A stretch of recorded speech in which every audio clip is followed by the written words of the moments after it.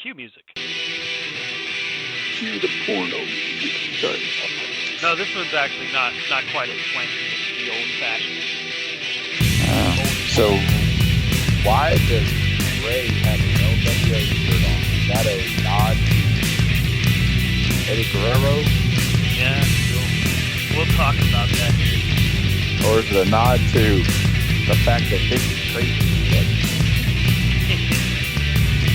C2C is live in 5, 4, 3, 2, 1. What's going on, everybody, and welcome back. That's right, your ears are not deceiving you if you're on C2CRadioshow.com right now, if you're on Spreaker.com, or if you're just listening in your favorite podcast device. Yeah, that's right. Corner to Corner is back. Live from the Glass Enclosed Nerve Center of Locust Grove, Virginia. We are back and live. It's myself, Stan Grubb, my tag team partner, Rob Hefner, is with me. Hello, Rob. Hello. Hello. It is nice to see you today. Brian is out this week. He will be back with us. It is nice to hear you today. I do not see you. As well. Likewise. Brian's not with us this week. He will be back next week. But that's fine, because you know what? This week is not about contrarian perspectives. This week, we got a lot to talk about. It's been a while since we talked, so we're going to go over some things. It might be old news to some, but some of you might be a lot like me, maybe harboring just a little bit of angst, resentment, whatever you want to call it, towards a two-night extravaganza. Dear God, people, he's downplaying this. He has just left the whole Vince hurt me corner of the house. It took a while. He's not exactly wrong. He's not exactly wrong. So, Rob, Vince hurt me.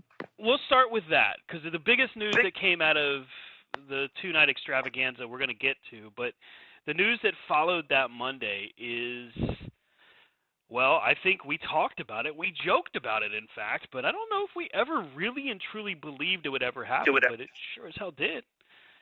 WWE purchased by Endeavor, Ari Emanuel and the folks that own UFC now own WWE. We no longer have a Vince McMahon-owned World Wrestling Entertainment. It's really weird to say. I mean, here's the thing. I thought about it as I read the different reports about it, and I was like, at first I got all excited that Vince was going to sell the company, with the prospect of somebody else owning it, with the prospect of somebody else doing something with it. Mm-hmm. And then it happened. And the way it happened is just not going to lie.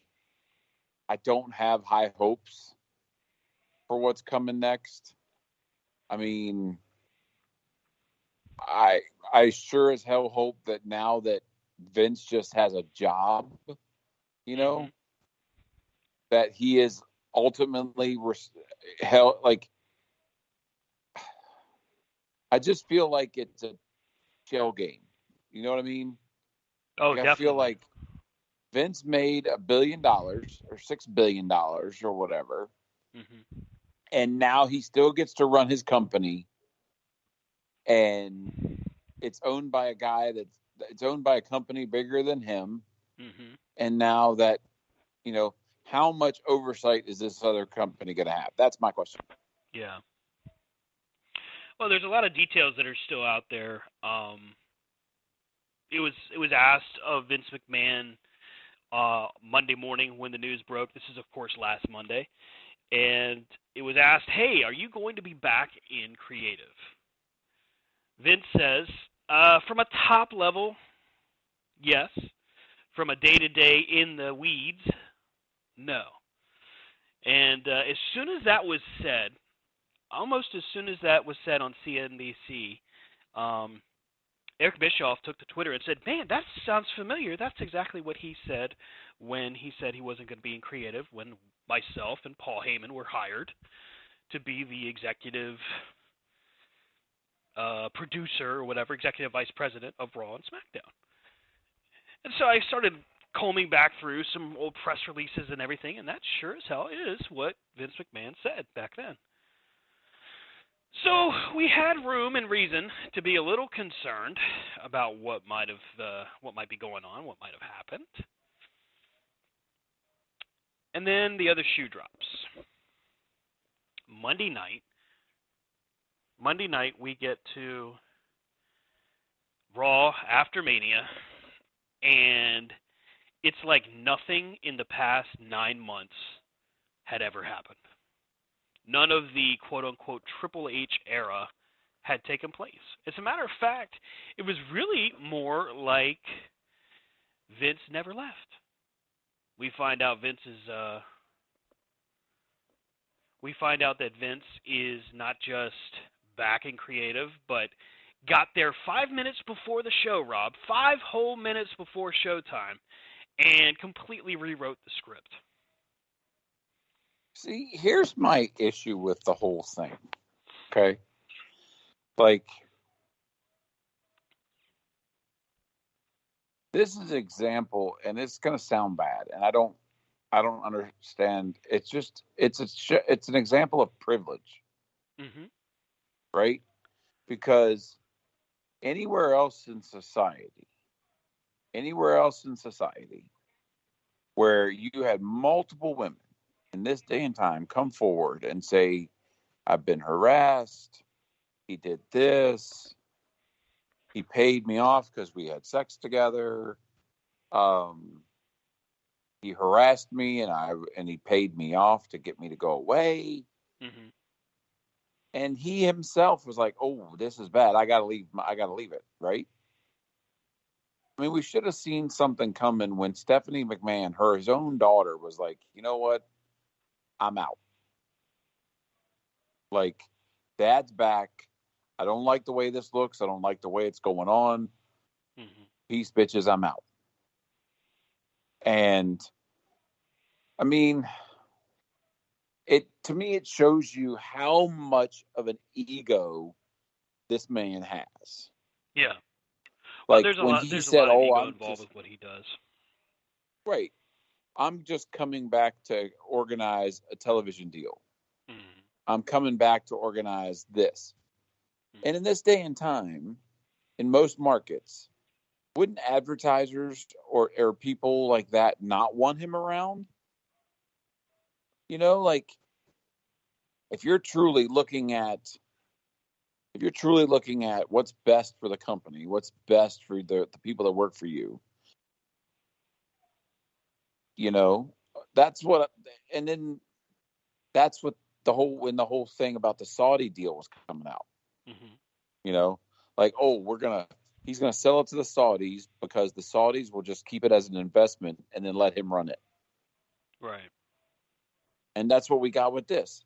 The people that own Endeavor bought this and the UFC, and they're just going to let Vince run it. Because immediately after the deal was signed, it was announced that Vince has a 2-year deal. Mm. You know, or I guess it was like 2-year ironclad contract or something like that it was saying. Like, so not only did the man sell his company for $6 billion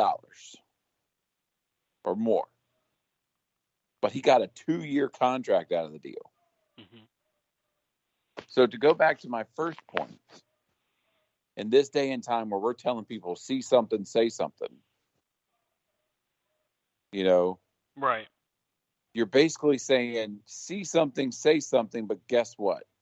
When you run the company and you have the most shares, you can still dictate what the hell happens at the end of the day. Mm-hmm. And that's why I would say that's why, you know, Stephanie left. I was sure as hell hoping that when Triple H came out on SmackDown, he was going to look at him and be like, I'm out here to tell you all an important announcement.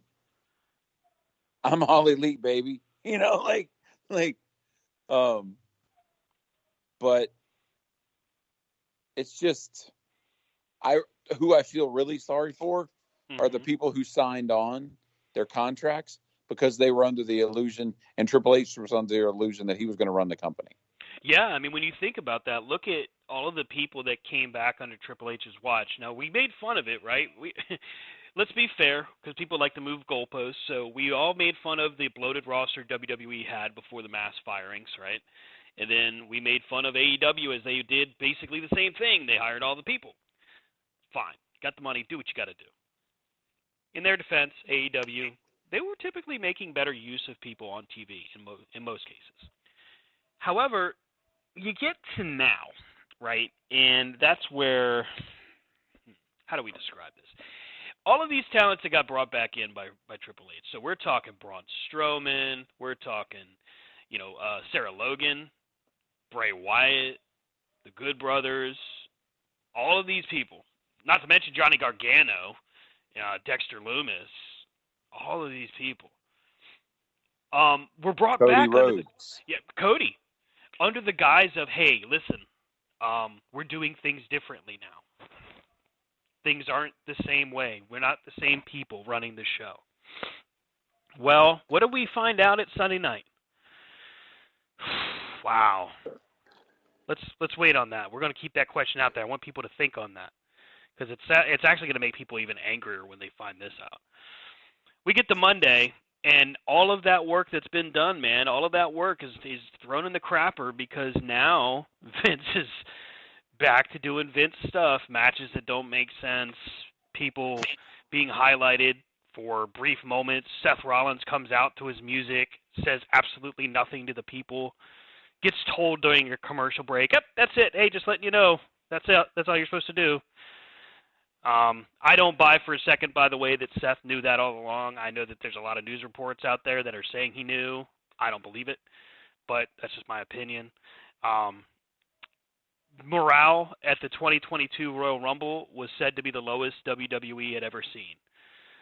After last Monday's Raw, morale was said to be right back at that level. Well, I mean, you look at what happened. Okay, and we're not even talking about the clusterfuck that was the WrestleMania. Yeah. I mean, we're not even talking about that. We're talking about what's happening, what's happened since.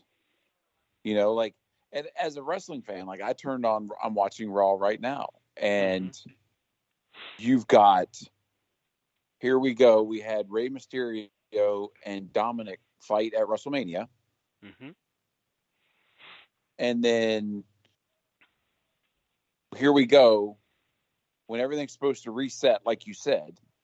Like normally, everybody who knows WWE resets after WrestleMania. Like WrestleMania is their season finale, and then it's kickoff time. And we've got the same crap going on.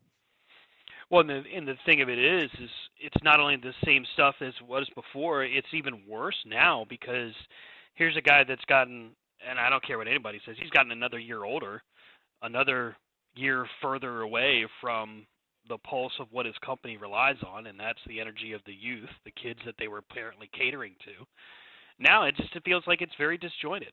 Now, granted, tonight's Raw ran into all kinds of issues, not necessarily because of a Vince McMahon problem, but more because of apparently travel has delayed a ton of different talents. So if you're watching right now, Lita was supposed to be defending tag titles with Becky against Raquel and Liv Morgan, which, hey, let's be real. Lita, God bless her, she's a Hall of Famer, but moving in slow motion, it sure seemed like at Mania. So this match might actually be better because Trish Stratus is in it. But that's the fact that the angle they did. Yeah. Like the whole her sitting there, ow, I'm hurt, as she's flailing. Mm-hmm. Well, obviously you're not that hurt. And then the two people, like they didn't explain the two people that were there to find her were the two people she's going against tonight. Right. But then again, in great WWE fashion, they've already leaked somehow that Trish Stratus has a year contract? Yeah. It's interesting, and Trish has all of this going on in her favor, and I salute her. I mean, most likely what we're going to see tonight is a turn from Trish. Trish is going to turn on Becky. They're going to lose to Liv and the girl, Martinez or whatever her name is. I can't remember her names half the time. Raquel But Rodriguez, yeah. Yeah.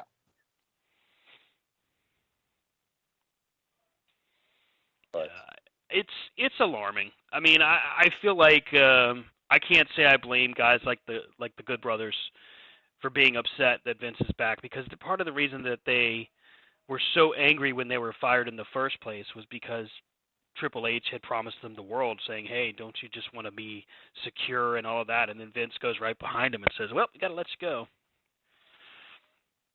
Chelsea Green. Well, if I was Chelsea Green, I'd be nervous for her too. Well, and that's the thing. Like, you got these people that have come in, they've gotten rid of contracts they had elsewhere just to be.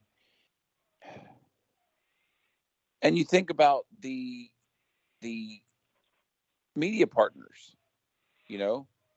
Fox and those people, like, had been. You can't think that they had a thing of like, oh, hey, Vince is gone, great. He's not going to be good for us, And then that crap that Khan was saying about how if Peacock's interested, we'll go back to you have to pay for the pay-per-views. Right. You can get it with your Peacock subscription with ads, or if you want it, certain ones you'd have to pay for. As a WWE fan my whole life, right? I can officially say I wouldn't pay for shit right now. Like, I would not pay for it. Well, as the old saying goes, sometimes you have to go backwards to go forwards. Let's take a look back at WrestleMania for a minute. Now, night one was great. I don't know about you, Rob, but I thought Saturday night's WrestleMania show was amazing. Start to finish, very fast-paced, and we got what most people look for at WrestleMania, and that was a conclusive ending of not necessarily the story, but of a chapter in the Bloodline versus WWE. Right. And it was conclusive in a way that made sense. We had been building and building and building to get Sammy over as a main event guy. KO has, hey, say what you want, Kevin Owens has been a main event guy. But we go through all of these pieces and come to find out, hey, listen, this is as good as it's going to get. Because we get to Sunday, and it is slower.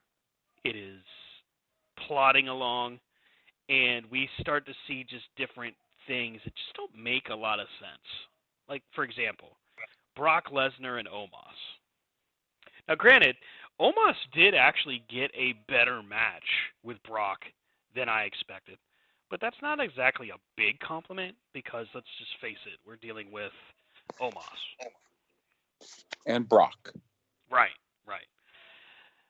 But you knew something was weird going through Sunday night.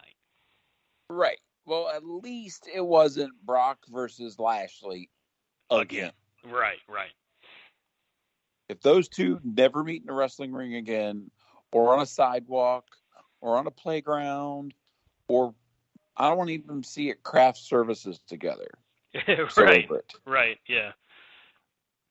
We get to Charlotte and Rhea Ripley.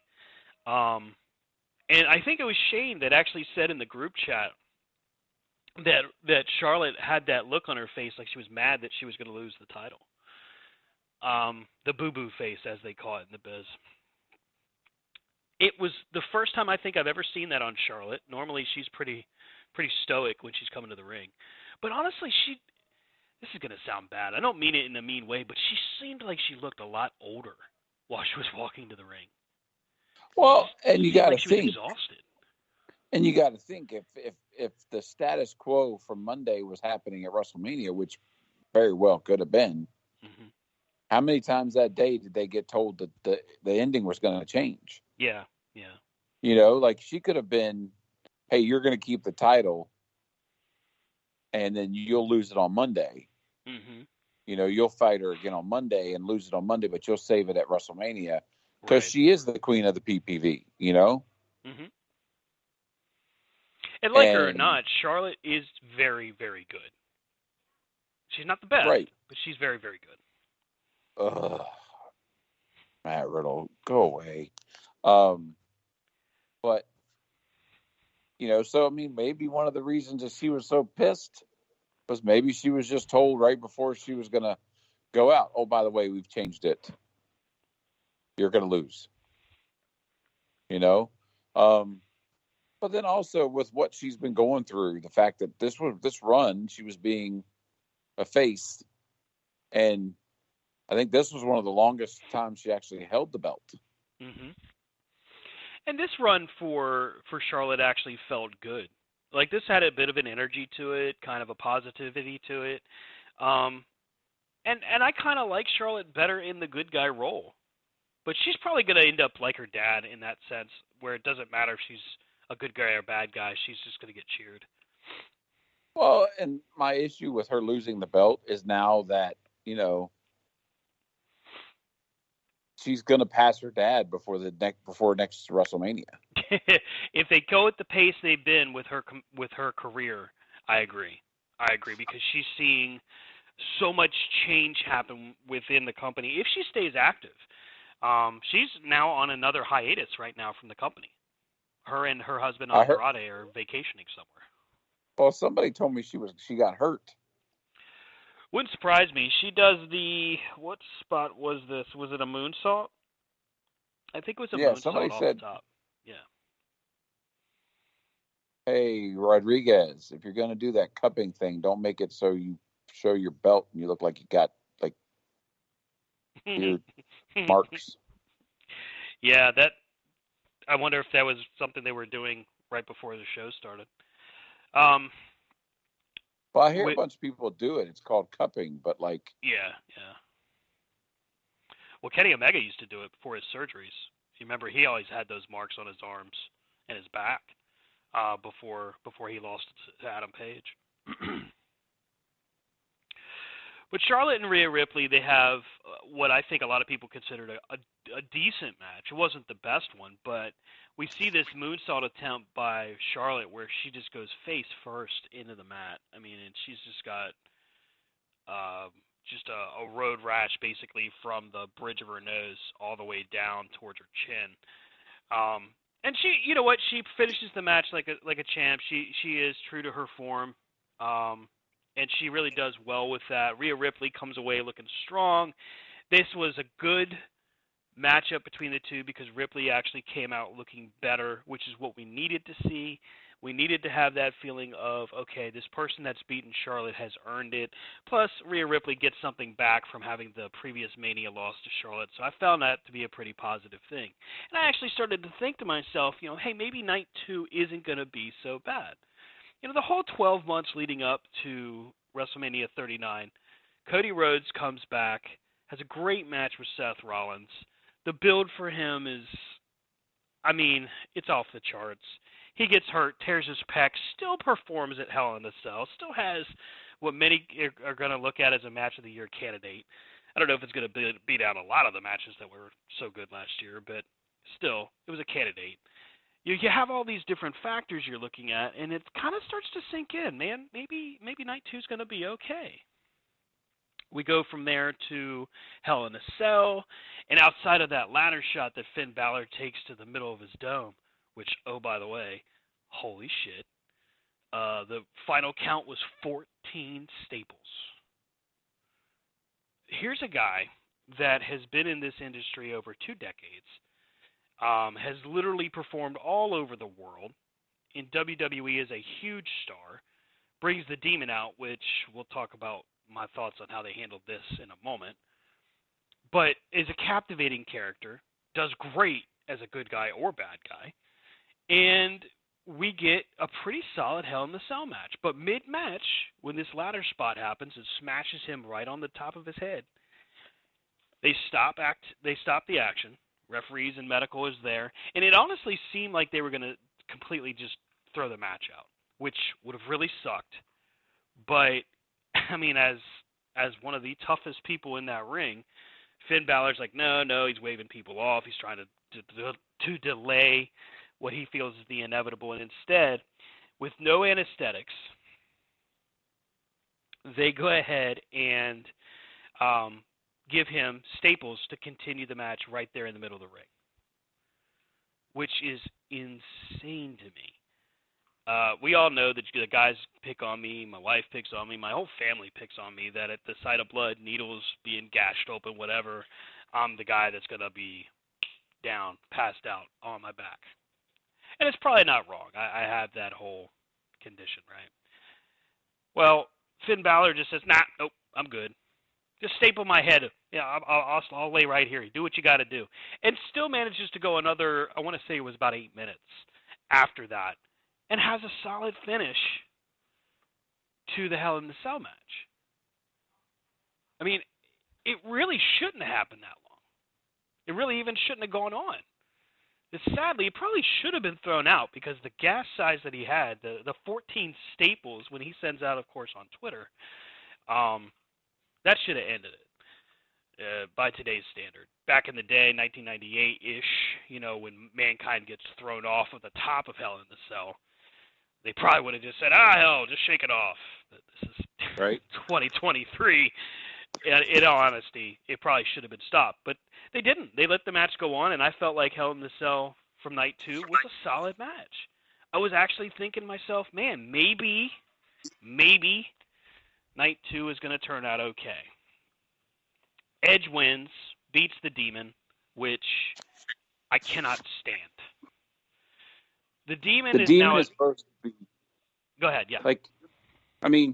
My thing is the Demon has always been his I'm getting payback on all you bitches. I'm summoning all of what I got to. So because in NXT it was always, this is what he does at the end, and then now he's on the main roster. It's like, well, you look at tonight. Here we go. Here's Ray versus, come on. Right. When did Finn Balor, one of your legit awesome superstars, turn into, now he's taking orders from Dom? What the hell? Well, it's a tough situation. The Judgment Day under Edge was a serious bad guy villain group, right? They were underhanded and devious and evil, right? The Judgment Day under Finn Balor, Damian Priest, Rhea Ripley, and Dom is more comedic, still pretty focused, but it has much more of a lighter touch. And I think that's what gives us the impression that Dom kind of calls the shots sometimes. And I don't necessarily mind it as much, but under a Vince McMahon regime, you might as well just call it a quits because it's not going to last. There's no hope for that. Triple H at least had an understanding of how to mix the two. I don't think Vince has an idea how to do that. Right, and my thing is it should have ended. Yeah. Their whole faction involvement with Ray should have been done after WrestleMania. But I honestly expected for Ray and Dom to go the direction of Ray winning at Mania, Dom winning at Mania, and then Ray winning at SummerSlam in a hair versus mask match. I just felt like they were leading to that classic luchador, how that retirement angle usually plays out. Right, he retires, and because he's retiring, he loses his mask. Right, or maybe he retires with his mask and Dom gets shaved bald. You know what I mean? It's a perfect ending to a Lucha Libre style match. Right. But, they didn't necessarily go that direction. Ray wins at Mania. And, again, I didn't have a problem with that. I actually thought it was kind of fun. It was fast. Dom actually did perform pretty well. I can't really give him a whole lot of flack for that. But I feel like what we're looking at is more along the lines of, is he going to have any kind of reason to recover from this, because now he's gonna invariably he's gonna take on Ray at Backlash, and I'm not really sure why. Like, Ray has just beat you; he doesn't have a reason to fight you again. Right. But I mean, this is the land of Vince McMahon, where everything is all about the rematch. Right. It's like, you know, in the case in point, you've been tormenting your father for months. He just whipped your ass and beat you, and now you're going to beat him again. Like, stop. You know, it's like the whole Shane McMahon always coming back crap, you know? Oh, yeah. Jumpin' Shane McMahon. Night 2, we should have known something was terribly, terribly wrong when Shane comes back. Apparently, by the way, that was a Triple H plan. Don't ask me why that would be, because I'll never be able to answer it, but apparently that was a Triple H. It's probably just one of those funny, give a nod to your brother-in-law and let him kind of keep his little streak of playing at WrestleMania in the family business. It was probably meant for nothing other than, you know, just fun. But my issue with that is you've totally made The Miz into this cartoon character that no one's going to take any kind of push seriously. I hope for The Miz's sake. I mean, and let's be honest, when The Miz retires, he'll go in the Hall of Fame. He's a dual Grand Slam champion. He's done literally everything the company could ask of him, so I don't think that's ever going to be a question. But I hope that his WrestleMania payday was huge. I hope it was big, because he did get made out to look like an idiot all weekend long. Well, I mean, it's just, and they've turned it with this whole, you know, Johnny Gargano with the stalker kind of gimmick and all that. It's just, what in the hell's going on? Yeah. Here we are. They're just taking way too long in this. It's okay. I'm sorry. It's okay. You're ahead of me, so you'll see it before I do. But I'm not ahead of you. Damn. Okay. Never mind. What do you mean? I'm still in the women's match, the tag team match. Oh, okay. All right. Well, you'll see what I'm talking about. I told you this was what was going to happen. Anyway. So, oh my God. You know, Trish, that's not nice. Damn. So Trish turns on Becky. Yes, please. Damn. That chick kick was vicious. When she kicked Becky in the side of the head, you could just see Becky's soul leave her body. She's like, okay. People in the front row were like, I think I caught some of her hair clips.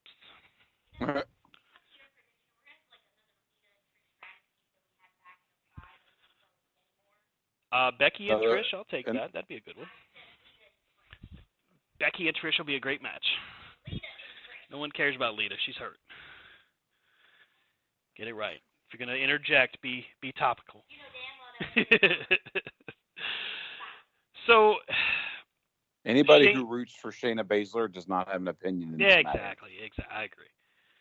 So Shane McMahon does a leapfrog over Miz, getting back on the tracks, lands, and at first, honestly, it didn't look like he hurt himself. He landed, and then he turned, and that was it. His leg just, nope, down he goes. So at first, when Miz is kind of dancing around him and kind of doing the whole, like, you know, celebrating thing, at first I thought, well, maybe he's not hurt. Maybe he just is selling, and he's going to, you know, Snoop will distract him and roll him up. Well, instead, which really blew me away, it turns out that Shane had torn his quad. But what really blew me away is Snoop, with no prompting by anybody else, takes matters into his own hands and saves the segment. Snoop Dogg is the perennial entertainer, by the way. You're not going to ever tell me that Snoop doesn't know how to act on the fly, because that's exactly what he did. He did a great job of like, no, it's not going down like that. It's not going down like that. And then he sucker punches Miz, hits the elbow. By the way, the people's elbow, not exactly the best, but again, give Snoop credit for just saying, all right, I can do this, and basically taking the segment home. Which, again, night 2 isn't going great, but it's not going awful yet. I'm like, that's not the end of the world. We have something here. And still, 12 months of build, Cody's over like Rover, he's the most popular guy in the company, they're putting him on everything, shirts, video games, commercials. You can't screw this story up. You can't. You can't mess this storyline up. Well, friends, Romans, countrymen, let me Don't tell even you. say Roman in that. Like, let me tell you exactly how bad they screwed this up. And then what's going to bother you even more is to know who was responsible. Cody Rhodes comes out to what I thought was a tremendous entrance. By the way, I loved the set of WrestleMania. I loved the entrances at WrestleMania. This was really cool. I was very excited for this year's WrestleMania. Anyway, Cody comes out. The Cody Vader's back. He rises through the floor. The crowd's going nuts. He kisses his wife and daughter at ringside. His mother's at ringside. And oh, by the way, just to add a little bit more to you, Brody Lee Jr. and Amanda Huber is in the front row with the Rhodes family. that's cool. That was cool. Gave his weight belt She was there. to -1. And we have a great match. How many weight belts? Yeah, right. I think he was like 2 or 3. I don't know for sure. I think he gave away 2. I'll have to look. I have not watched it, and usually I'll watch WrestleMania a couple times because there's always something to miss.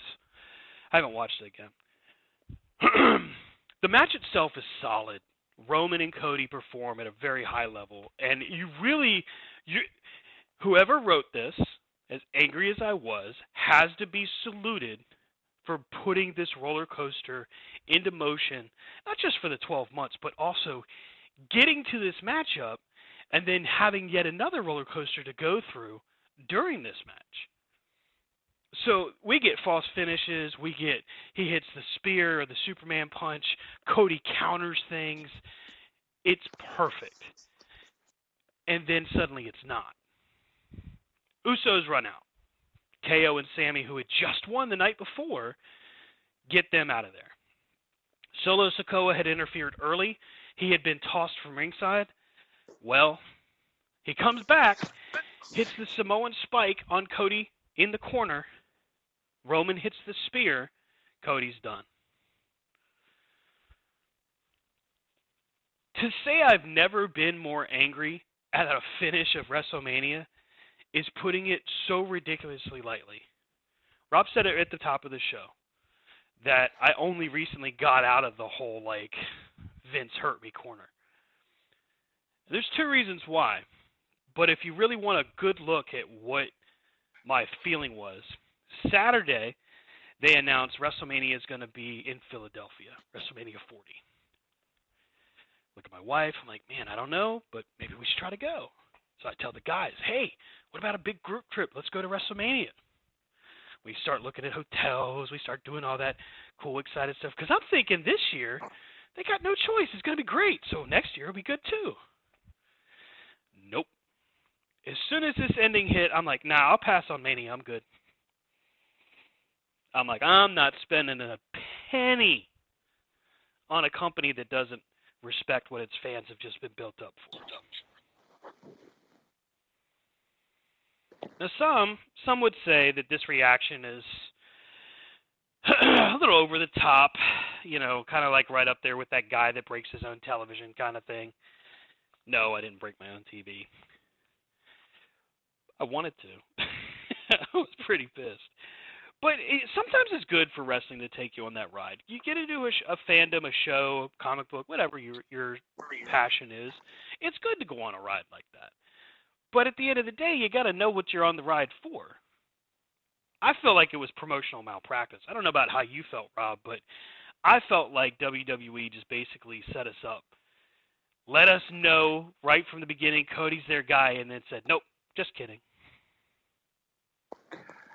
I mean, I feel like, to me, them not letting Cody win, or not letting Cody win, but them ending yet another pay-per-view with everybody saving Roman's ass, and Roman coming out smelling like, oh, hey, I am the tribal chief. I am the one and only. There's nothing you can do about it. Right. If it was the fact that he whipped him and he didn't need all these other people, because, like, what are you going to do with Solo Sikoa when Roman starts working a part-time schedule and not showing up? Like, to me, them not putting the belt on Cody at WrestleMania after they did this whole great build-up, it's just like them missing the boat with Hogan and Flair back in the day. Like, they had that chance and they didn't do it. And here you had, if Roman had beat him convincingly, and not needed, again, all of the extra help. I mean, the way it finished reminded me of Roman versus Kevin Owens, where we had the 25-minute handcuff incident. Right. Like, you built this up that this was going to be, and granted, it's their way. They can do whatever. They can build it. They can kill it. They can do whatever they want to it. Maybe this is one of these, like, I'm hoping that it's one of these things where it's like the streak. We never wanted to see the streak end, and when we did, we didn't understand it at the time. But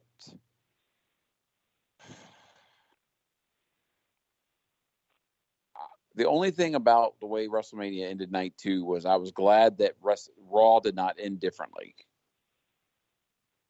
Because I was telling my son, I said, you watch. They had him lose, and then turn around, they're going to have him win on Monday. That would have actually pissed me off even more. Right. And I was like thankful. Yeah. Because I could just imagine them, oh, well, we wanted to do this on WrestleMania, but he'll get it on. No. It would have made sense for him to win it at Mania and then lose it on Monday when the bloodline kind of kicks in or whatever. It'd have been like believable. Oh, look, the bloodline beat him down and all the people are gone and it's no one's here for Cody. Like, oh, look, somebody mysteriously handcuffed him to the ropes. Right. And the worst part of it, to me as a fan person, hoping and believing that they would give him a shot, is it proves, right now anyway, the way it's written, the way it's going, it proves all the people that said Cody will never get the ring. Because they built it up that he would, I think even Brian would go on the ring and say he thought Cody was going to get the belt. Right. And we all have said time and time again, Brian is the biggest anti-WWE guy right now of the three of us. And then, then it didn't. So now all they did was prove all the naysayers right. Like, if I was Cody, I would not accept calls from anyone from AEW. Yeah. Because half of them are going to be like, told you so, fool. Not to mention that they did him dirty too, spotlighting meme signs about Cody on Wednesday. Which, hey, you're Tony Khan. You have control over what your truck does and doesn't show on your broadcast. And if I'm Cody, I'd have probably taken that a little personal. Business is business. I get it, but if I'm Cody, and I know I'm not, and there's a good possibility that Cody's actually not only doing fine, but this is all according to plan, quote unquote. That kind of behavior to me is just stupid. You don't need to do that. But it is what it is. Right. I'm a fan, and at the end of the day, I'm a Cody Rhodes mark. That is okay, And I'm not always going to like what they do. I'm not always going to like what they say or how they say it. But I felt like he was done dirty at Mania. And the thing that bothered me the most... Go ahead. Well, no, I feel like it's like I'm trying to think of a time where,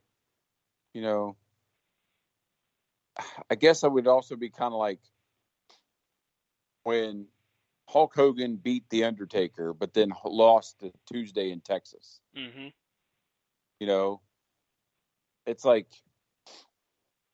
when Cody wins the belts, right? Like what I feel like they're going to have is they're going to split the titles during this draft. Mm-hmm.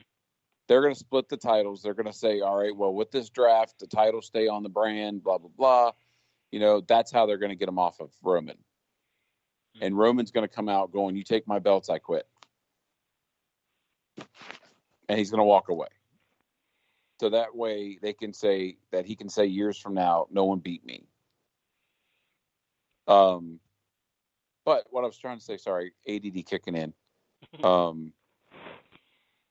So when they do have Cody win, if they have Cody win, what pay-per-view they're going to do it on? Right. Backlash? The only other fitting place Cody Rhodes could win the belt is if they brought back Starrcade and he wins it at Starrcade. Mm-hmm. Something like that. Or the Great American Bash. Yeah. Hadn't thought about the Bash. That would have been a cool idea. Here's the thing, and this is where I really started to get angry at some of the responses I saw, because I'm a pretty vocal guy. So in our corner to corner chat, I'm talking about how I thought it was bullshit and all of that. And our resident WWE fan, Sonny, is not necessarily, he doesn't really come to their defense. In his defense, I got to be honest and be fair here. He doesn't really come to their defense. He doesn't really say much. Great match, that kind of thing. He's a Roman fan, so he was pretty well on board with it, and that wasn't necessarily a bad thing. But it was that and the whole thing that happened on Monday with Brock Lesnar just beating the tar out of Cody, where I was just like, yeah, F this company. And he says something to the effect of, I don't even think he actually says any comment. He just says LOL or something. And I called him a drone. Because it just feels like, these people that are like, well, trust the process, it's a story, blah, blah, blah, long-term storytelling. And I'm like, whoa, hold on. Okay. For all my fans out there, not my fans, but all the listeners out there that are saying it's long-term storytelling, let me bring you back up to speed on a few things. First off... Can we go back to the fact you think you had fans? Yeah, right? I didn't. It wasn't really how I meant it. It came out a little different, but I apologize nonetheless. So here's the thing: long-term storytelling is this wondrous, amazing thing that all of us wrestling fans seem to talk about, and not one single piece of us, much less entirety of us, can actually identify how long that's supposed to go for. Now, a movie lasts what? 2 hours, 3 hours maximum, unless it's a DC movie, and sometimes it's 4 or 5.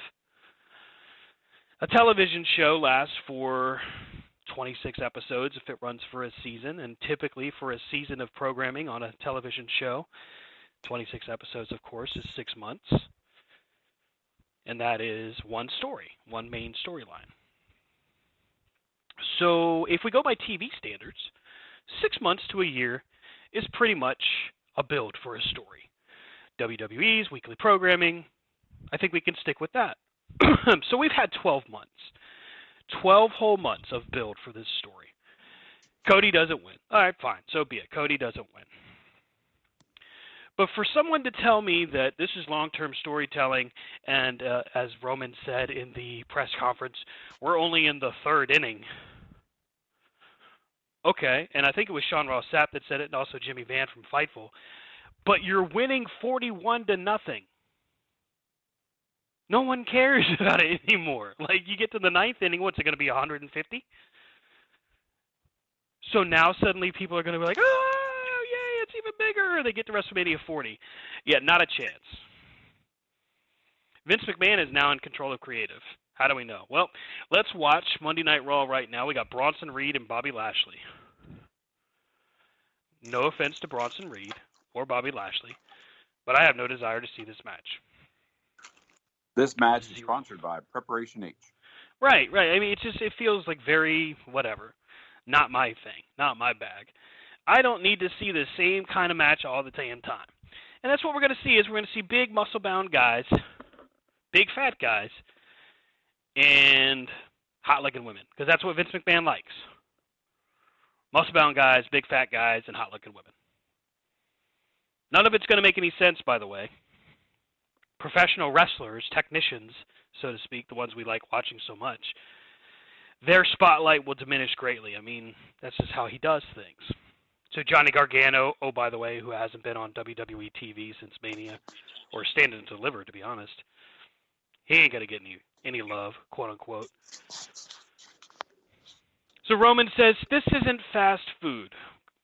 This is, we're making filet mignon. And to that I said, no, sir, this meat has turned. Your story went on for 12 months. You've been on top for 3 years. Exactly how long are people supposed to wait? I'm all for long-term storytelling. We actually used to make fun of fans and their short attention span. But, come on. Trust the process, really? It's going to be even bigger. Cody hasn't struggled. You know, the entirety of this storyline was based off of not just Cody's hard times, quote unquote, but Dusty's as well, and how this was a journey for both of them. And now it's for Cody, because now Cody's going to struggle. And the slow burn. Yeah, right. Filet mignon. Okay. Right. You've been cooking this steak for 3 years. Nobody wants to eat the goddamn thing. Because guess what? You're now the restaurant with the same damn specials every night that people don't care about. Exactly. You know, this is like when you go to that restaurant and you're like, all right, well, they're going to bring this out. Okay, and now, oh, here we go. Oh, here we go. You know what it reminds me of?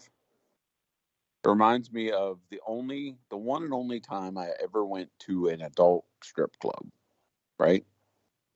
And what I didn't know is at the end of the bar all night, the headliner had been sitting there talking to her attorney about child custody agreements. So when it came time for her to perform, she literally legit got up from the edge of the bar, got on the stage, and did her dance like she had done 100 times. You know, there was no reaction from anybody. She was just like, oh, leg goes up. Okay, I'm going to do this. I'm going to do it. And nobody cared. Right. And that's what the WWE is getting into. It's turning into, oh, here we go. We're going to have Dom. So we're getting towards the middle of the first hour or the second hour. So we've got a stupid match that nobody cares about. And then they're going to tease Cody all night. And Cody will come out in the third hour when we've all gone to sleep. Mm-hmm. And everybody's expecting Cody to say that he's going back to AEW, that he couldn't do it. And so I told myself I came out here, if I couldn't do it, I was going to go away. I'm going to go away. No, Cody's going to come out and he's going to challenge Roman again to a match of Backlash or something.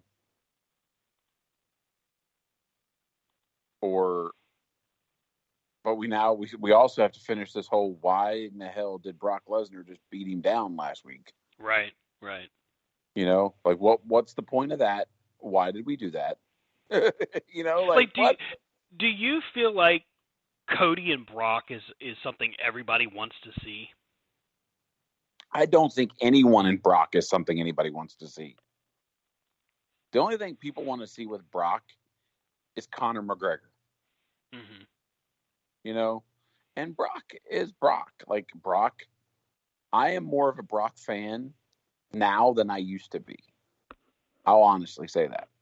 I was not a Brock fan at all. I'm still not a Brock fan. But has his character improved? Yes. Has his in-ring ability improved? Yes. Do I need to see him every goddamn pay-per-view? No. I mean, I feel like,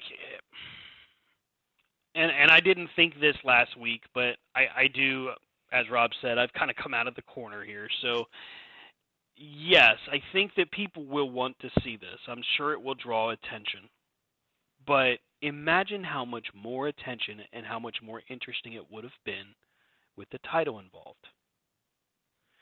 I liken this whole situation back to the question that I've heard a few times, and it really resonated with me. What if when Hulk Hogan faced the Iron Sheik, they had said, you know what, it's not Hogan's time yet. I'm just not feeling it. What if at WrestleMania 21, John Cena, they decide, you know what, you're not quite ready, kid, and they have JBL win instead? You could ask this question about a lot of different guys. Or, let's take it back further. Let's say Hulk Hogan doesn't beat Sergeant Slaughter at WrestleMania when Sergeant Slaughter's on the bad side. Yeah. What do you do then? Mm-hmm. So, Cody, having already proven himself as a main event talent, you've already made him the face of your company by all advertising standpoints. So, what exactly is he supposed to be getting ready for? Because what's going to happen is... That comment... Go ahead. That comment comes... And I know Brian's not here, but I'm going to say a phrase that Brian says. That damn comment comes from your bobbleheads. Mm-hmm. Because you're taking a guy, he's not ready, or he's not whatever. You're talking about a guy who, when he wasn't happy with the way his character was going, he did something not everybody does. He looked at Vince and said, I want out. Mm-hmm. I want out. And Vince probably looked at him and said, you realize how good you have it here. Mm-hmm. You'll never be anyone anywhere else. Right. And what did he do? Like, yes, if you look at today, there are tons of people. There are people every day that ask for their release from the WWE. But you think about it. Until Cody had done it, and the way he did it, how many others had done that? You know? And Cody said, I'm out. And he didn't just jump to Impact, you know, which was the other big company at the time. Mm-hmm. He did the Indies. He went to Japan. You know, like, Cody legit redefined who he was and showed the world what he could do. So for these people to use the phrase, well, he's just not ready, need to get their tinfoil hat off and get their shit out of the microwave, because wrestling is wrestling around the world. Mm-hmm. And if you wanted WrestleMania to be talked about on all the major channels on Monday morning, Cody had to beat Roman Reigns. Mm-hmm. And in turn, it wasn't talked about on all the channels. You had certain ones that got there. You know, you had your Rhea Ripley's and those people. You had your Sammy and Kevin. Mm-hmm. But honestly, they would have gotten better press, better reaction if they would have put it on him, because then Cody could stand on Monday and be like, I told you. Mm-hmm. Look what I did. Even if Roman came out and whooped his ass and beat him down, and like the bloodline all laid on top of him, and the ref was blind and couldn't see all that and counted it out, right? Mm-hmm. But on the grandest stage of all, they would have finished the story the way the fans and everybody wanted it done. But they didn't. And there's no, in my opinion, as a wrestling fan, as a WWE fan, and as a, like, there's no way they can fix it. It's done. You're never going to get that moment back. You can No, never recreate lightning in a bottle. If they get to SummerSlam like and Cody telling wins you, the title, it's going to feel like a forced situation, just like when Roman didn't win the title the first time. right. You know, this is like, this will be one of those moments like building Daniel Bryan up for the Royal Rumble just to throw him out at number 15. Mm-hmm. You know, like here you got Bronson Reed and you got Dingleberry and Dingleberry 2. And like Bobby's being shown that he can't lift Bronson Reed. Like, right. He got big up boys. and I don't have a problem with two, big behemoths fighting each other. Let's be clear. This is just something that the build was last week. Oh, I'm gonna beat you up next week. That's it. Like the dumbest thing I've ever seen is how people can go in to say so and so wasn't ready, or this long form storytelling, and Bronson Reed and Bobby Lashley is, we're gonna fight. That's it. I'm gonna punch you in the face, and right. you're gonna punch me in the face. Like, cool, I guess. Like, whatever. For the record, those that have said that Cody wasn't ready, let me just remind them that Cody, among a few others, is responsible for changing the way professional wrestling is right now. Just thought I'd put that out there. 1996, it was done when the NWO was made, when Hall and Nash got their release from WWE and became the guys that got guaranteed contracts for performers. Now we get to 2019, 2018, we're all in, where Dave Meltzer says, you can't sell out a stadium of 10,000 people, so they did it. And then they said, basically, you can't keep this routine going, and then they did it and made it so a whole lot of people that otherwise wouldn't have gotten a chance are now huge stars. So Cody's road to WrestleMania was a very long one, and I don't know why anybody in WWE would have said yes to Triple H saying, yeah, Cody's not ready yet. I mean, like we said, and there you'll have the people that argue, well, he never held the title in AEW. By choice. Right. And see, people don't see that. And see, people don't see the fact that, because when AEW started, you had your Kenny Omega, you had your Chris Jericho, you had your the Young Bucks. But then Cody was there.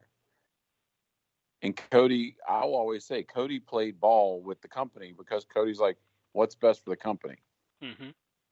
I will always say that putting Chris Jericho as the first world champion in AEW was the best move for the business because it gave him instant cred. Where, yes, Kenny Omega has cred and Kenny Omega has the lineage, but on American soil with the American wrestling fan that doesn't always watch New Japan, Chris Jericho was your most logical choice. But Cody was like, well, we also need to make the undercard good. Mm-hmm. And that's what he did. He's the one who brought prominence to the TNT title. He told his story. So you and I are on the same pack with this. It's like people that say Cody wasn't ready. No, the WWE wasn't ready.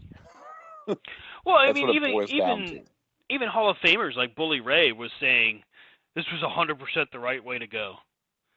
And to that, I even said it to him in a tweet. I'm like, Bully Ray, you're just a contrarian, dude. You're just doing what every troll fan does, and that's just trying to get people mad. The reality is, Cody should have won.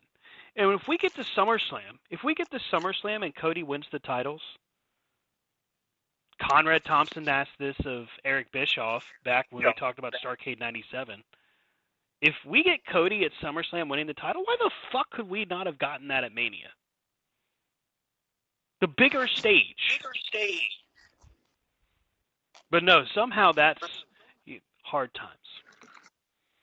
Look, we're not in the 1980s. We are no longer in the age of syndicated television programs where you get to watch Spotlight, All-American Wrestling, Superstars, Wrestling Challenge, and all of it pretty much recaps the same thing so you don't get new material, but maybe once every 4 months.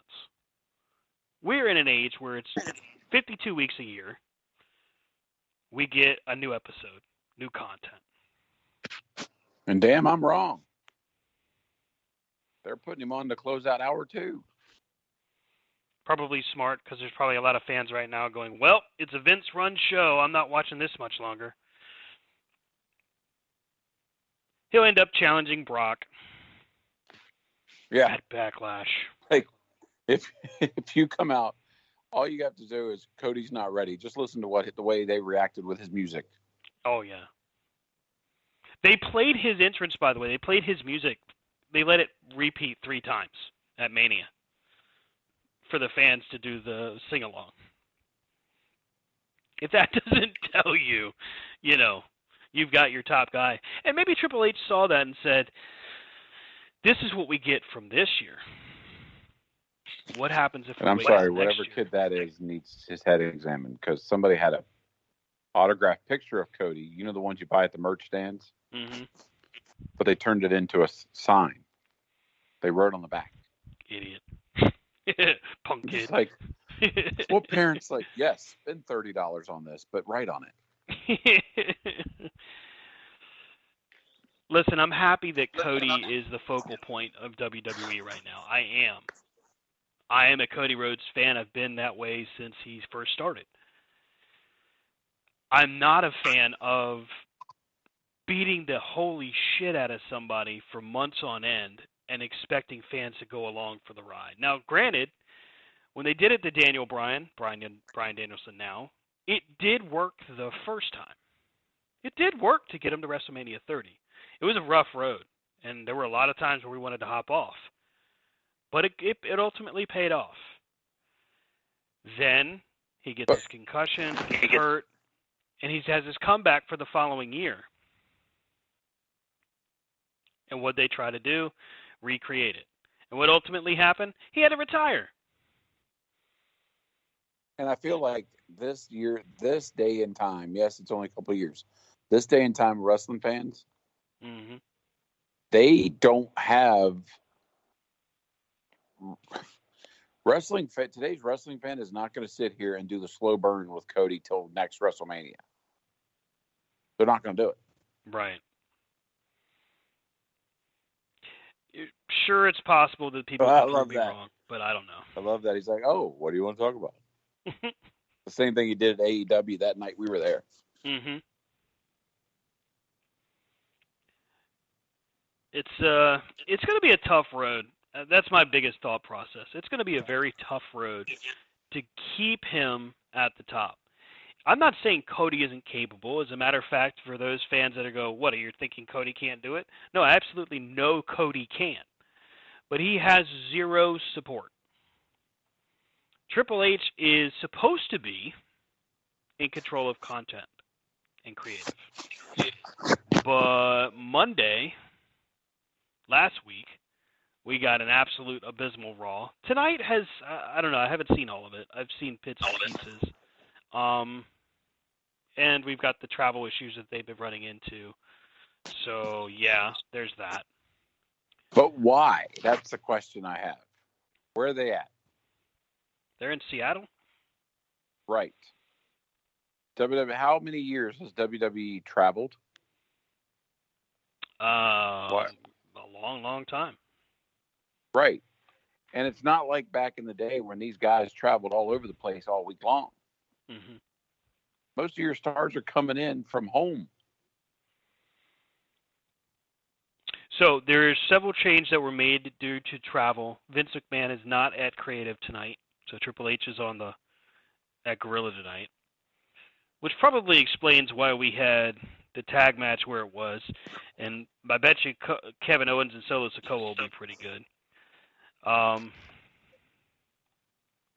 trying to pull up the report that I had because it did give us a little bit of clarity as to what happened with travel. Eric Young. Oh yeah, I learned today that Eric Young is under contract with WWE. Really? Yep. There isn't much report as to what he's doing, but according to FightfulSelect.com, he's under contract. Maybe he's Uncle Howdy. Oh, that'd be kind of interesting.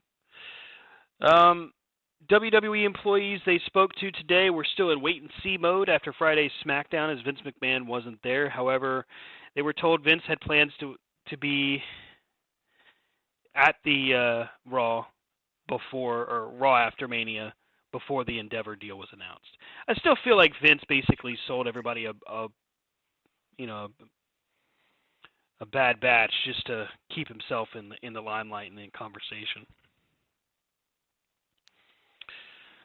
What Vince did, sell the company. Mm-hmm. Tell everybody it's going to be a different environment. It's going to be a different environment. It's going to be great. He sold the company and then he got himself a good job, good position with because he needs the money. Mm-hmm.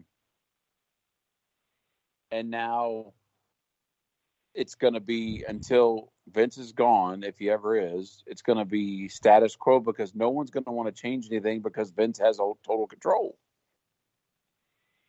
You know, Triple H isn't going to want to change a whole lot because Vince, as soon as Triple H starts doing what he did with NXT, Vince is going to be like, now. Mm-hmm.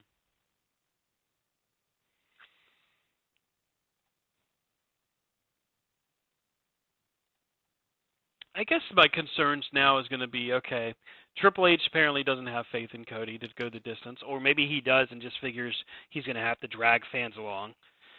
If he goes to SummerSlam, my thought process, okay, let's say he wins at SummerSlam, which could be good.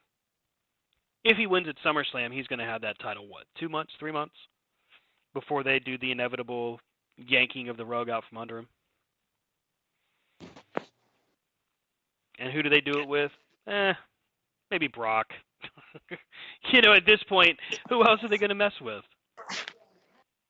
Yeah, because Goldberg wasn't there. Yeah. That made so much sense. Brock coming out and teaming with him and then beating him down. That made zero sense. It's exhausting to me. It would have made more sense having Sami Zayn come out, team with him, and then turn on him. Mm-hmm. Boy, if that had happened, I'd have been even madder. No. Now, I'm glad that I calmed down, but God, I was pissed. I'm going to tell you something that's funny, and you're going to laugh at me. Okay? I didn't get right away when he said he's the American Nightmare. I didn't get, it wasn't until, about a couple months later after listening to his name, I'm going, oh, I get it. I get it now. Yeah. Because I just didn't put two and two. I'm like,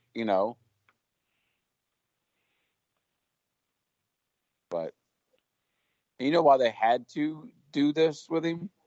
You know why they had to use those logos? Because he's got it tattooed on his neck. I mean, I'm glad that we get Cody Rhodes' full presentation and not just a piece of it. You know what I mean?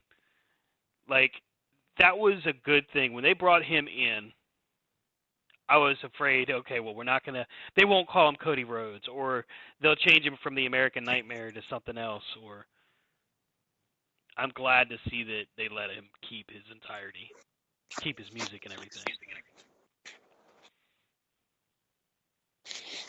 I mean, I'm glad they brought him in and let him do what he does. If I was him, I'd be a little afraid the fact that during WrestleMania week they unveiled a new Mattel Stardust figure. Yeah, that would make me a little nervous. I mean, like, I told Stan and I told the guys, like, after they unveiled the new figures, I said Cody must have it in his contract that he's like, all right, I have to have within the first quarter at least 5 figures from Mattel. Well, I mean, he must have had that in his AEW deal because God, every single set that came out, we had another Cody figure. that's what I'm saying. Because I've never like I've never seen them bring out a figure, an elite figure on an injury. And they are bringing out a Cody figure based on his torn pec. Which, was just as gross to look at on an action figure, by the way, as it was to watch when he fought with it at Hell in the Cell. Right. It's like nobody else got Triple H never got a torn quad or whatever figure, Comes with complimentary soft bandage to wrap around his quad. They never brought out a Sid Justice broken ankle. Oh my God. Ew, that's so nasty. But maybe they did bring out Dante Martin gets bone-crushing one. action. Yeah, they did. Maybe Dante Martin gets the broken leg thing. Maybe that's the gimmick they give him. Poor guy. I feel so bad for him, and for fans that have talked about it. It was a dumb spot in some regard, but there's no way they could have known he was going to land like that. When they discussed that spot, he's planning on landing through those tables and just selling. He's not planning on breaking his leg or landing on his feet or anything like that. That's just a freak incident. You can't blame Pentagon Jr. or anybody else. It was a gross damn leg break, though. Very gross. News wasn't all bad after Mania, though. We did get a couple things. One, just to keep it in the WWE realm, and then two, to head over to AEW. We are going to get another draft. As of this past Friday, Triple H announced that all superstars were eligible for the draft, and it was going to, quote-unquote, change the game. So maybe we get some creativity out of this draft. I'm not always supremely confident that the draft will do something good, but I don't know. What do you think, Rob? Should the draft resolve any of this uncertainty that we have out of Mania? Nope. Yeah. I think the draft is a way of, it's their way of saying, hey, we're going to help, we're going to give fans this false sense of, we're going to help each other, right? Mm-hmm. Because I remember the first couple drafts they had, and we're like, oh, yeah, this is going to be fun. This is going to be great. And then it was, all right, the titles will never change hands. Or, like the whole, who was it? Was it the Street Profits and so? Was it New Day and Street Profits that just handed the belts to each other? Mm-hmm. And then I saw the report that they've said that now it's come out that the Street Profits will be broken up with the draft. Now, if they did it truly like a draft, like once the draft starts, all belts are vacated and we have like a true like reset, that would be good. That would be fun. I mean, even if it said like, all right, we're going to have a reset of SmackDown and Raw tag team titles, and the Usos end up going to SmackDown and getting the tag team titles. Okay, woohoo, you're the 56-time World Tag Team Champions. Right. But at least we had a moment of like, ooh, Well, when it comes to the draft, I don't even necessarily have to have the titles reset. Just set them distinctly apart from each other. Have Raw tag titles, have SmackDown tag titles. Have Raw Women's Championship and a SmackDown Women's Championship. Have the Universal title and the Raw World title, or whatever you want to call it. You know what I mean? Like, have them separate. Roman shouldn't have both titles. Yes, Roman is their number one guy. I get it. I'm not a fan, personally. I mean, the Bloodline storyline was extremely compelling, so don't misunderstand. It was a great story, but it should have been over by now. Because for all the fans that are tired of Roman like 3 years ago, Cody wasn't wrong. It took almost 8 years for Roman to finally take off. And the only reason that happened was because it was the bloodline surrounding him. I mean, literally, you put Paul Heyman, the Usos, and Solo Sikoa in the mix with him. You built a crew for him. Now, Roman did improve, so I'll give you that. He is deserving of where he is right now as far as his spot, quote unquote. But mixing the titles again was a stupid move. Because if you're a fan right now and you're tired of Roman, and you decide not to watch, I'm not going to watch when Roman's on. Well, Roman's got both titles, so Raw and SmackDown are now out for you. What, are you going to watch NXT? No. That show is horrible. The one guy that was like the spotlight of that for the longest time was Braun Breaker, and they turned him heel. Not that Carmelo Hayes is bad. Carmelo is actually pretty good. But not very many people are aware of it because NXT is, generally speaking, just awful. So who's going to watch that? So you got 2 titles on Roman.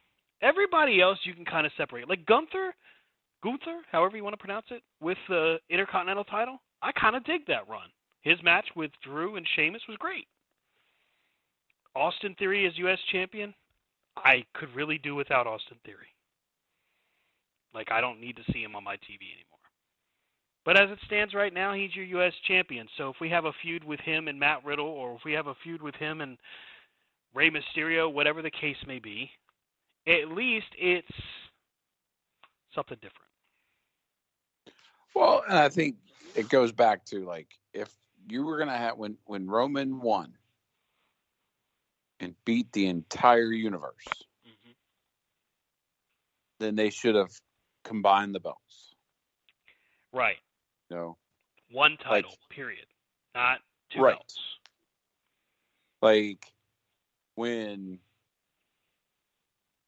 was it Chris Jericho that was one of the first ones to carry both the world title and the WWE title? Mm-hmm. But eventually, guess what? He lost both titles. Like, he had to give up one. Yeah. You know, I mean, same thing with the, you know, like I was legit waiting for Solo to win the IC belt and the US title. Mm-hmm. I'm like, why not just F it all up? You know? There was even a rumor at some point that Naomi was going to come back and be part of the bloodline. You know, then she could have all the women's titles. Mm-hmm. Like, would it have made it almost better if that had happened? I mean, it would have been something. To me, what would have made it a little bit different is if Roman would have actually won the belts and at least had some title defenses that were legit. He won. But it was all the same script. Right. You know, like for years, he always had these matches where it was he gets his ass beat for the entire match. And then all of a sudden, right at like his Brock matches, you know, Brock F5s him 15 times. And all of a sudden, he does a Superman punch and wins. Mm-hmm. Like, that's just bullshit. And then when he was building this bloodline gimmick, yeah, I thought the bloodline was good. Him being the head, you know, like aligning all the Samoans, you know, like that's funny. It's good. But as I've said several times on this show, even Ric Flair lost. Mm-hmm. You know, like even Ric Flair took the W. or the L every now and then. Sorry, watching them spend time on Alpha Academy just is like, again, we're wasting all this energy and natural resources. You know who should be pissed is who he tagged with in Heavy Machinery. Oh, Tucker? Yeah, because they broke him up because they're like, no tag team, and then they put him right with this guy. But I mean, I'm over it. You know, like what they really need to do now that right here, Jimmy and Jay lost the belts. Give them time off. Mm-hmm. Let them go home. Keep them off TV. Do appearances, whatever. Like, we don't need to see the bloodline right now. But here we have, you know, they lost the belts and now they're fighting these guys for what reason? Well, thank you, Vince. You know? Right. Well, I think a lot of ways it really comes back to the bloodline is now such a integrated part of your program. Taking them off TV, now you've got a gap to fill. And yeah, sure, I mean, you can put more talents up there, no problem. But you're going to have to build them up and get them there. So there's that, in my opinion, they're afraid to do that because now you've got quote-unquote unproven commodities versus proven commodities. And I'll give it Well, to you them, realize, the Usos are a proven commodity. right? But you realize they've had the Usos wrestle now 2 weeks in a row. And they've wrestled more as a tag team that since they've lost the belts than they did when they had them. That is weird, isn't it? You know what I mean? Like, it is definitely weird. It's like, now that you don't have the belts, we're just going to have you work, actually, instead of just coming out, standing there, mean mugging everybody with the belts. Well, and in this case, if they were to build to a rematch with them and Kevin Owens and Sammy, then at least you could say, well, they had to work their way back up and they got a shot. At least it then makes sense. Ugh, I just rationalized it. That makes my stomach hurt. So, other good news that came out of this past week. Over to the AEW side, AEW announced they're going to Wembley Stadium for All In 2. First off, going to London isn't necessarily the big news. Going to Wembley Stadium, though, that is huge. And it is a huge risk. Rob, how many thousand fans did WWE draw SummerSlam of 92? I don't know. It was close to 80,000 fans at Wembley Stadium. In Wembley? Mm-hmm. Well, I mean, like, to me, Wembley Stadium is like when you play London, mm-hmm. you play Wembley Stadium. Right. You know, it's just like if you go to Australia, you want to play at the Opry House. You know, if you go to New York, you want to be in the Garden. You know, it's just like you don't want to be down the street in, you know, Long and Foster Arena or whatever the hell they call it. You want to be at the ones that are landmarks. And for them to put their eggs and say, you know what, not only are we going international, but we're going to go to the biggest arena we can think of right now. Mm-hmm. Outside, because you would think when they'd go international, they would immediately go to Japan. But I think that's also smart business because the fact that they have a working relationship with New Japan. And why do you need to go when you're already there? Right. So, I mean, AEW has proven in a lot of different ways they can work big arenas. And they've sold out multiple big arenas. But they've also, in the past year and a half, focused on the, I don't want to say small arena, mid-size, I guess, mid-market, 3,000 to 5,000 max, which isn't necessarily a bad idea. They've had a lot of great ticket sales for a lot of their shows. They've also had a few shows that didn't sell that well. Now, WWE in 1992, SummerSlam was over 80,000 fans, like 80,100, somewhere in that market, somewhere in that neighborhood, I mean. if AEW doesn't sell out Wembley, now granted, I'm not going to say doesn't sell well, but if they don't sell out, is this considered a failure for AEW? No. Because you think about some of the weird places WWE's gone in the last 10 years. Mm-hmm. Most of them are bought shows. Right. You know, like nobody cares if he sells out Saudi Arabia because the man's already paid for it. Right. You know, and half the world's like, you shouldn't be there in the first place. But, you know, like, so, you're going to have your people that are going to say instantly, well, if they don't sell out, then it's not successful. Well, I think it's also very smart business for them to play the small arenas.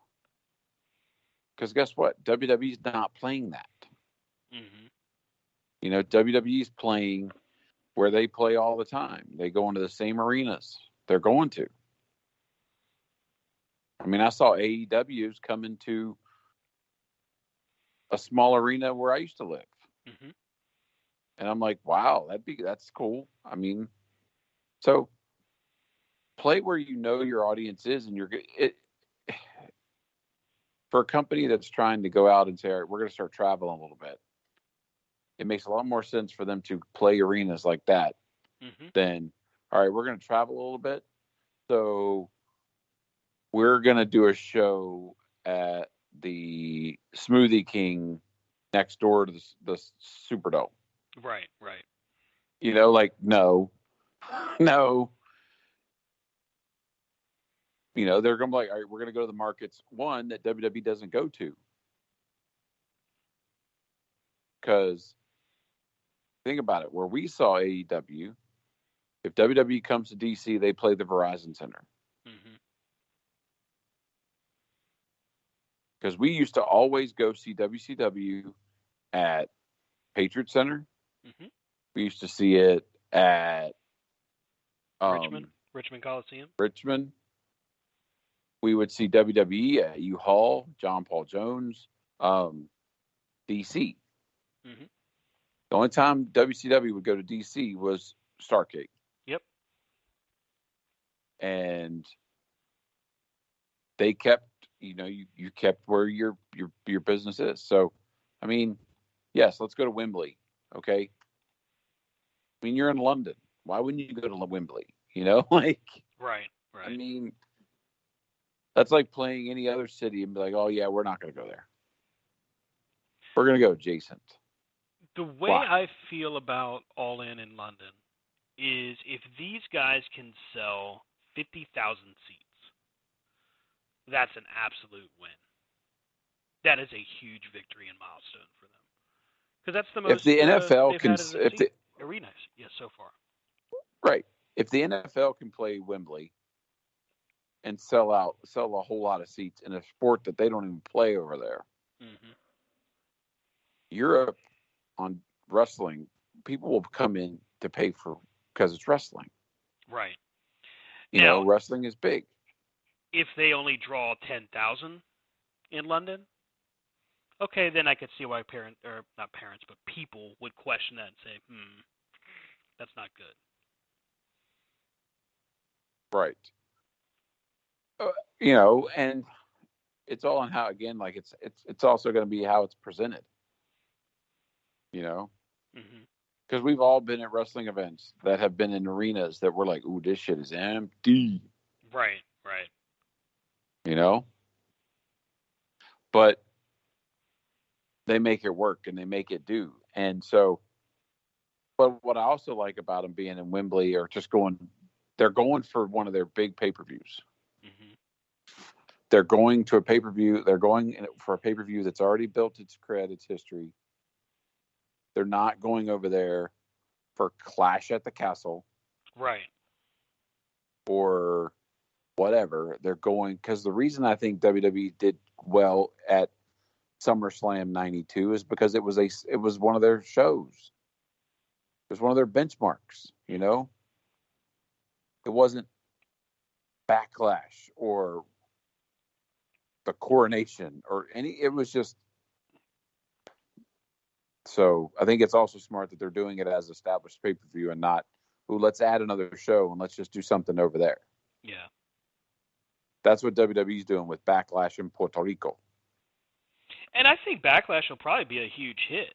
I think they'll do really well with that because, one, you got Bad Bunny, he's a worldwide sensation. He's going to sell tickets. People will pay to see him just to be there. And I don't even listen to his music. I just recognize the fact that the man is a draw wherever he goes. So you have an opportunity there. I feel like AEW has and are very under the radar-esque, building on a story that could really pay off really nicely in London. This build of the Blackpool Combat Club against the Elite is really interesting. And we could honestly, if we could see that pay off in London, ooh, that could be huge. And with all this growing talk about, Tony making more and more moves, maybe we get a couple of returns. Maybe we get some surprise signings. Who knows? But I have more positivity about all of that. Hell, I've even got more positivity about CM Punk coming back than I would have about a post-WWE WrestleMania. A post-WrestleMania WWE. Mm-hmm. It's a damn shame. Burn in hell, WWE. Mm. Can't sleep. WWE hurt me. No. I feel better this time than I did a few weeks ago, but yeah, I was furious. And I get it, man. There's a lot of fans out there that maybe wouldn't have said or maybe wouldn't have reacted as I did. Some of them were just saying, it's just a show. I get it. I hear you. You're probably right. But think of it like this. Like I'm in the process of moving, right? I've had a lot of stuff going on, and a lot of that's some personal, private stuff. But the one thing I can tell you is that valuing your mental health and taking appropriate steps to take care of yourself is a big deal. So imagine you're going through all of this stuff that just kind of put you down in the mud, so to speak. And the one thing you're looking forward to is what you consider a slam dunk, right? They're not going to screw up something as easy as this. This is an easy, happy ending storyline. Easy. And then you watch what happened at night 2 of WrestleMania. Because after night 1, you're like, oh, they're gonna nail this. Seeing Sammy and KO win the titles, you're like, oh man, tomorrow night's gonna be awesome. That's how I felt. Like I watched it Saturday night ends. I'm like, dude, can't wait for tomorrow. That's gonna be cool. But they proved us wrong.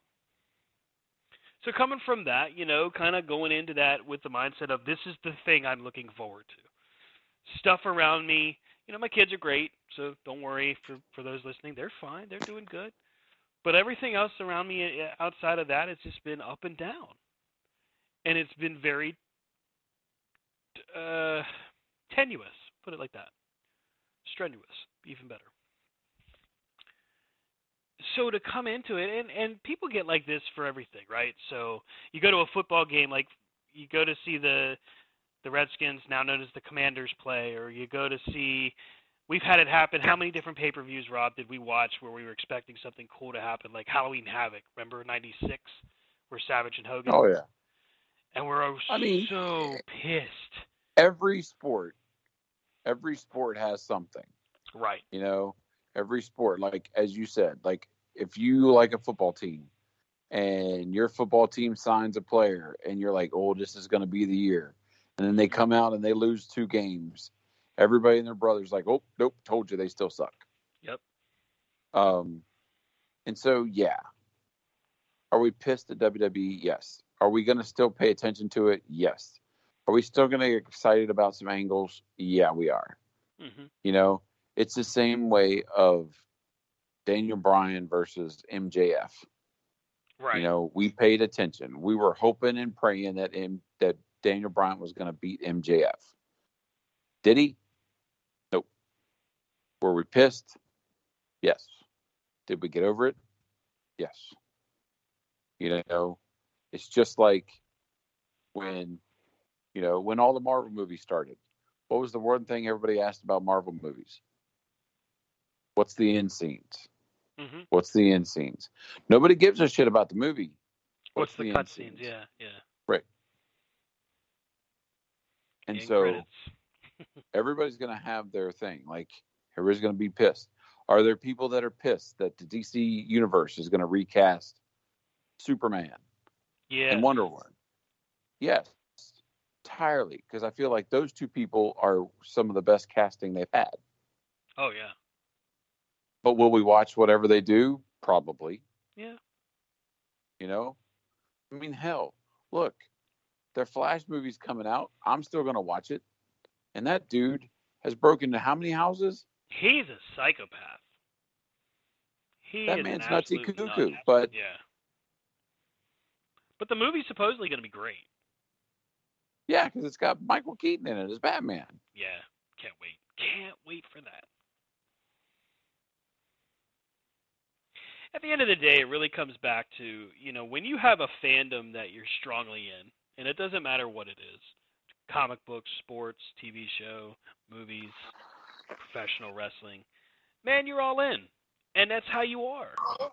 And at the end of the day, you're going to have your opinions, you're going to have your emotions, you're going to have all of those things. And yeah, there's going to be times where you're so sucked in that things fade to the background. And no, that's not always a good thing. But it happens, nonetheless. Rob made a good point. We're going to end up seeing WWE still. I'm not spending any money on WWE, and that's going to be a good while before I make that decision ever again. Because I do feel like, as many times as we've seen this kind of a storyline set up, the last thing I want to do is actually pay for tickets, go and get to that moment, and then be that let down. I would feel like I had just thrown my money in the toilet.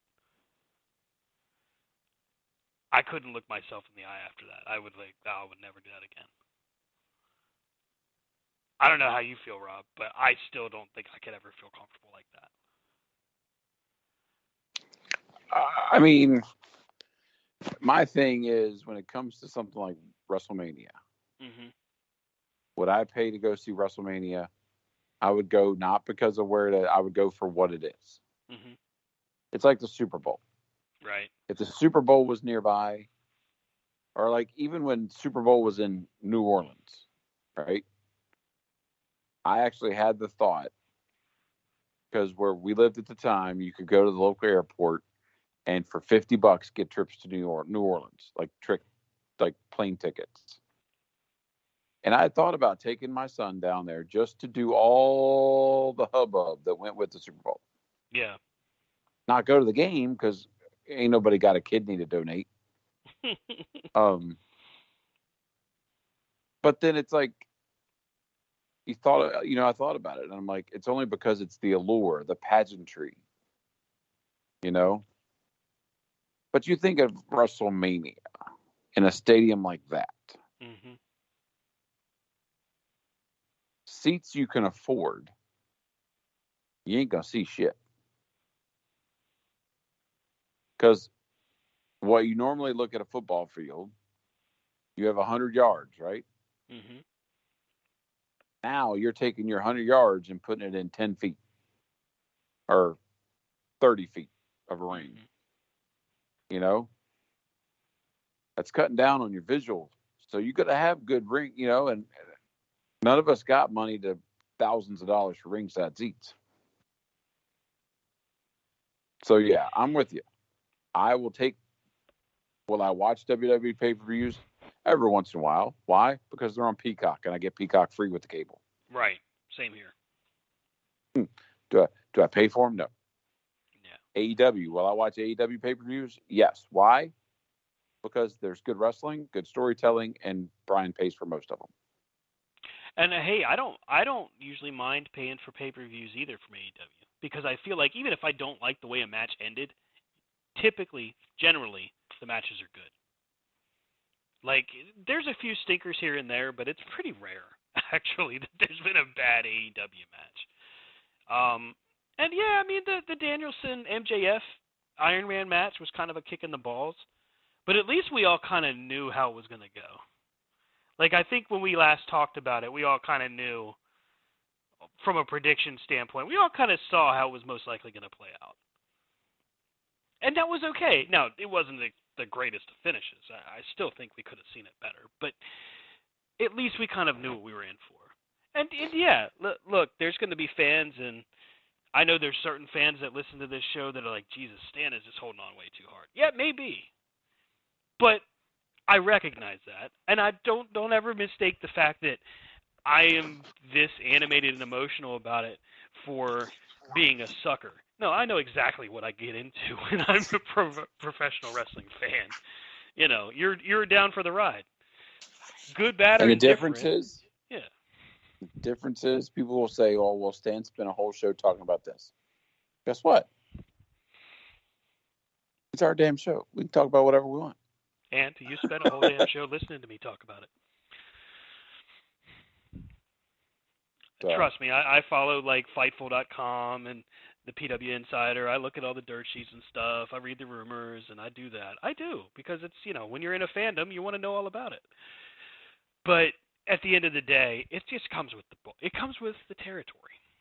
It comes with being invested in anything.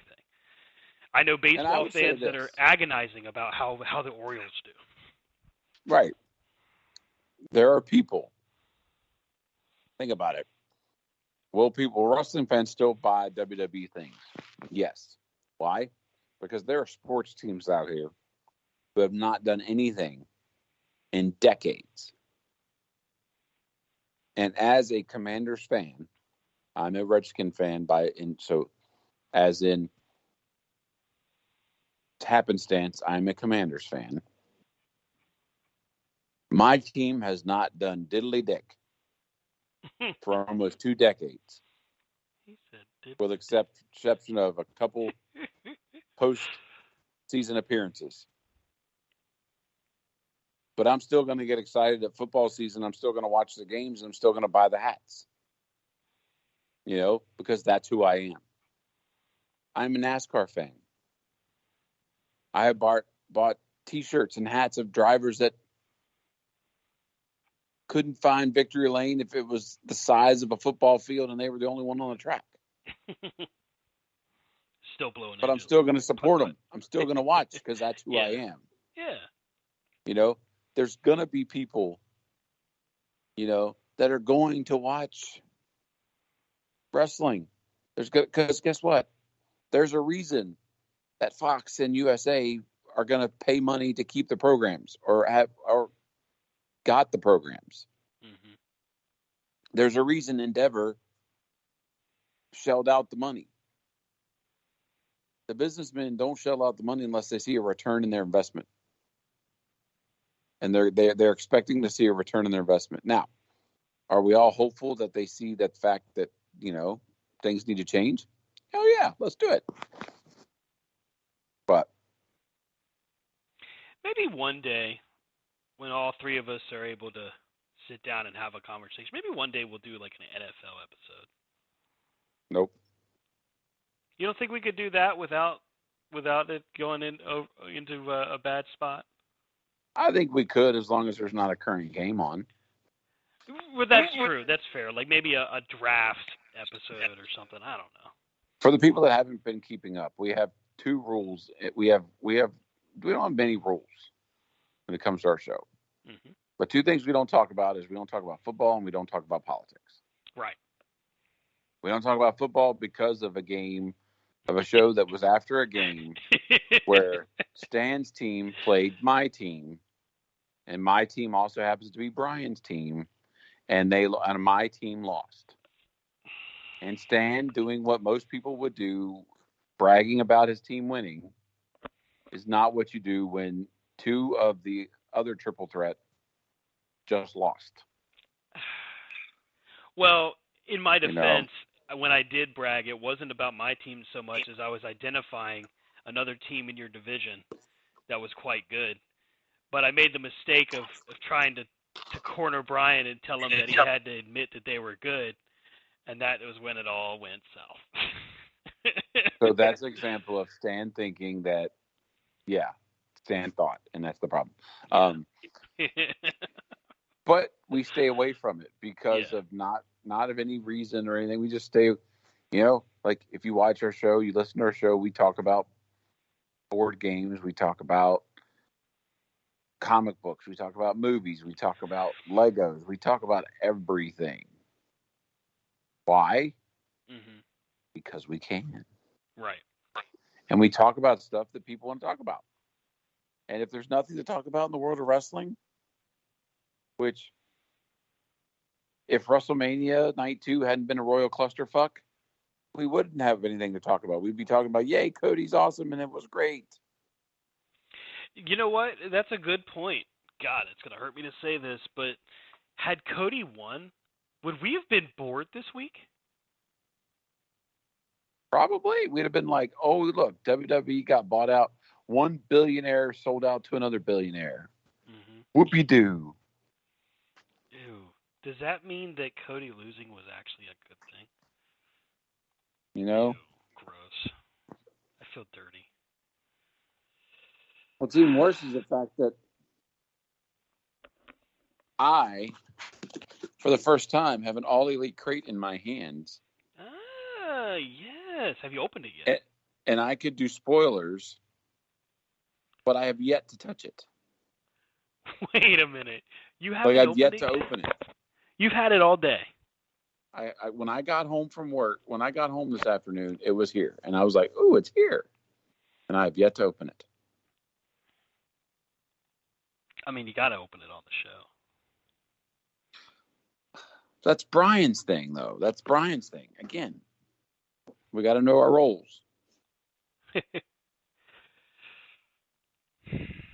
All right. All right. Not going to give you a hard time. I'm going to let you respect it. And I think that's very nice of you. But Brian was going to tell me what was in it because I was like, what's in the box? But I didn't want him to spoil it for you. So when are you going to open it? Well, I feel like I have to open it because you bought it. I just won't tell you all what's in it. Okay. Because if I don't open it, I'm going to be at work tomorrow, and then Brian's going to be like, oh, look, I opened it. And then I'm going to be like, motherfucker. Look what I got. The other side of this card contains the spoilers for this crate.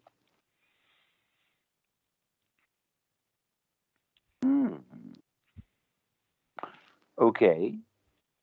I will say the autograph is one I don't have, so that's cool. Very cool.